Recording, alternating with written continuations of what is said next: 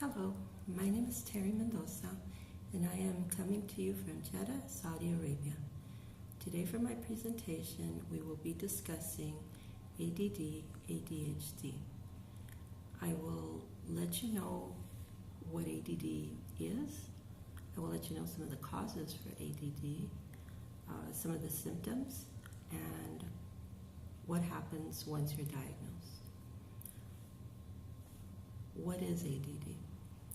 ADD, according to the DSM-5 manual, which is the Diagnostic and Statistical Manual for Mental Disorders, Edition 5, is a book of common language which establishes the standard criteria for the classification of mental disorders.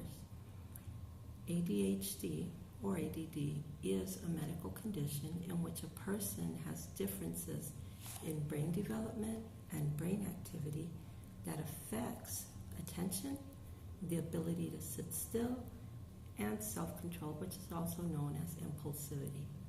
Since 1994, however, ADD is no longer a diagnosis. Doctors now only use ADHD. So what are some of the causes of ADD or ADHD? The plain and simple thing is that ADHD is genetic.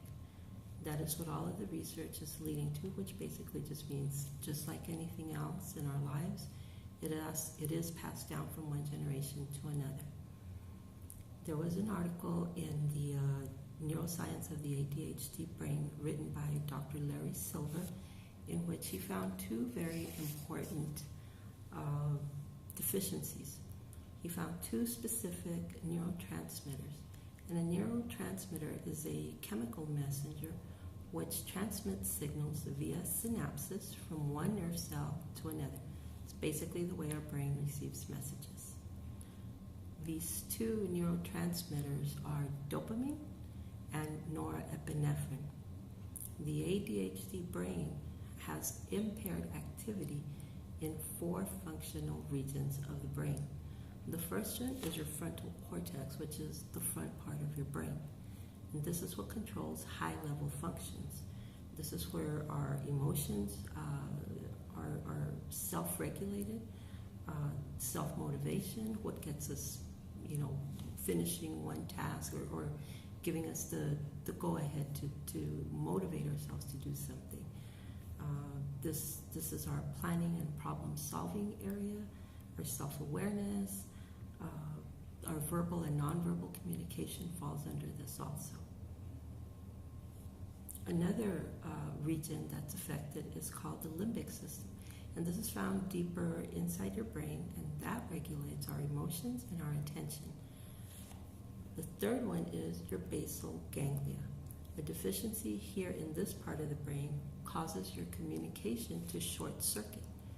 Obviously, when it short circuits, that results in inattention or impulsivity. And the last one is called the reticular activating system. And this, simple way to put it, is a major relay system in our brain. And this is the way, these are the pathways in which the messages enter and leave the brain. This is our main freeway in the brain. A deficiency in this particular part of the brain also causes inattention, impulsivity, or hyperactivity. So with all of these sections in the brain being affected, you can see why an imbalance or deficiency in the prefrontal cortex can make it difficult for someone with ADHD to regulate their thoughts and their feelings. A simple explanation of the ADHD brain, and I will explain it to you how it was explained to me by a doctor. I have 2 sons who have ADHD, and I always remember that this explanation just opened my eyes, and it opened the way I saw them, the way I saw my children, and the way that I was able to interact with them. The simple explanation is this. In a normal brain, our synapses, these messengers, they work just like a circuit. They connect. In a healthy brain, these circuits always connect, just as I'm talking to you, the message from my brain has already traveled down my arm, into my hand, into my fingers, and I can do this. So this is a synapse. It is connecting. This is what happens in all our nerves. They connect, the message is instantaneous, and it works. In the ADHD brain, what happens is these synapses miss. And so when they miss, you can see how these messages do not travel down the path that they are supposed to. And in the brain, you can see how this can affect children or adults who suffer with ADHD. Another great model that I just read about is called the intersection model. And this was written by Miss Alison Kravitz, a psychiatrist. In her intersection model, it's very similar, but she likens it to an intersection with cars coming in every direction. In the ADHD brain, the messages can get lost because there is so much information, or so many cars rather, going through that intersection. There are no stop signs, there are no red lights. And what she maintains is that the first car to cross the intersection is the one that receives the message. So if you tell your child, Timmy, go put your shoes away. Well, Timmy may pick up his shoes, but where will he put them away? One of the things that children with ADHD need is a lot of structure and a lot of specific wording when you request something. So a better idea would be to say, Timmy, please pick up your shoes and go take them to your room and put them in your closet. This way you're emphasizing what needs to happen, the different steps. Try not to be very vague with children with ADHD, or with adults for that matter. So what does ADHD look like in children or adults? Well, that's actually very simple for me to discuss. Children with ADHD are the ones that are always squirming in their chairs, jumping up and down. They can't sit still. They can't follow instructions properly. And it isn't just like making a mistake, but it's making a mistake a lot of the time. Along with this, they find it very difficult to stay organized. Generally, their school papers, their schoolwork, their backpacks are a mess. There's a lot of things that they lose. They cannot keep track of anything. Think of these children or adults as the ones that are always spacing out, not organized, show up late, just anything like that.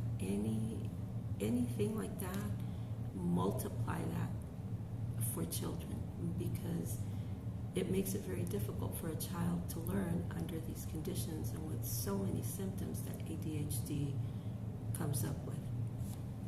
So how do we diagnose ADHD?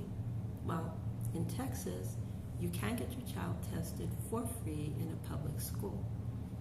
That testing generally will be looked at, and there are generally questionnaires that are given to the parents and to the teachers, and then they're compared. If a lot of people, pick the same answer, so to speak, where the child is unruly in class or misbehaves or is very impulsive, generally that's a clear indication.